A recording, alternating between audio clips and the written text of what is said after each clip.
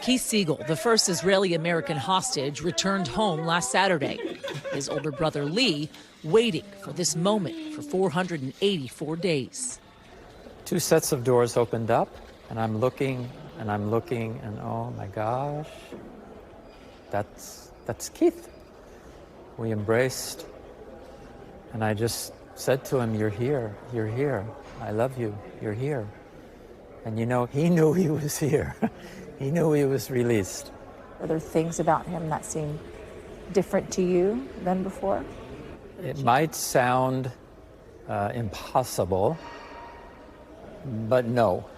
These first few days, he is the Keith who was kidnapped on October 7th with Aviva. Of course he must be different. You can't go through 484 days of not seeing the sky. When he was released, you may have noticed he's looking up at the sky.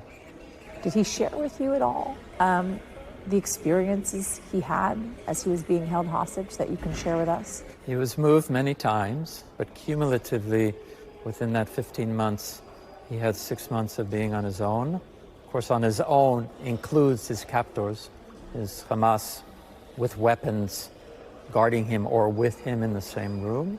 He wouldn't know when that next meal would come. There wasn't always water available, not for drinking and not for washing. Showers were not showers. Very, very, very challenging, but he is strong, he's resilient. He kept track of every day. How did he track time? How did he know how long he'd been in, what month it was? He repeated to himself every day numerous times, this is how many days, this is the day, this is the date. Lee tells us his brother could hear the sounds of war above, held captive at times in the tunnels beneath Gaza, and other times in an apartment with the windows shut, the room dark. He spoke with us, of course, in his mind, when he was allowed to have his eyes open and whisper. So the conversation, eyes open and whispering, when he wasn't, which happened all too often. So it was with his eyes closed, talking with us to himself. Keith didn't just fear his captors, but the Israeli bombs and the shooting outside. He knew war, he knew fear. Did he hear the bombs? Did he hear the Felt shooting? the bomb. He felt the bombs. What are you most worried about for your brother?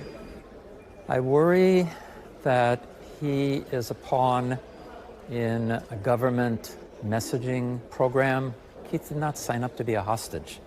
Keith was taken from his house, where the state of Israel should have been protecting our borders, and we hostage families and the hostages should not have to be begging for 484 days for my brother to be home. It shouldn't be political. It's humanitarian. Lee does not know whether Keith and Aviva will ever return to their kibbutz, Kfar Aza, but for now, he is happy his brother is home and hopeful the hostages remaining in Gaza will also make it back to their loved ones. Yasmin Vossoughian, NBC News, Tel Aviv. Thanks for watching. Stay updated about breaking news and top stories on the NBC News app or follow us on social media.